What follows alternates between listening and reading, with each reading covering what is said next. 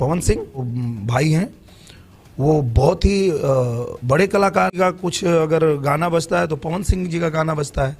तो नमस्कार दोस्तों, तो आप सब देख सकते होंगे जो आज रिलीज़ हुआ हमारे पावर स्टार पवन सिंह का सॉन्ग, उसका टाइटल है ये आरा कभी हारा नहीं, और यही खेसारी लाल यादव का सॉन्ग भी हुआ आज रिलीज़। जी हाँ दोस्तों, चूल्ही में चैली, और ये दोनों सॉन्ग को लेकर पहली बार पावर स्टार पवन सिंह का हालत हुआ बहुत ही खराब। अब तो पावर स्टार पवन सिंह का होगा ट्रेंड या खेसारी लाल यादव का, और इसको लेकर हमारे दिनेश लाल यादव अब पावर स्टार पवन सिंह को देखकर ये सॉन्ग ये आरा कभी हारा नहीं को ट्रेंड में लाने के लिए किए मांग। अब तो आप सबको ये भी इस वीडियो को शेयर करके पावर स्टार पवन सिंह का सपोर्ट करें।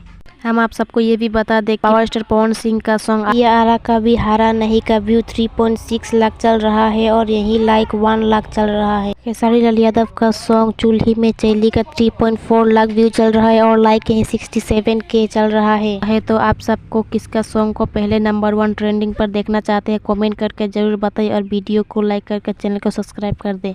पावर यहीं से शुरू होला और यहीं खत्म।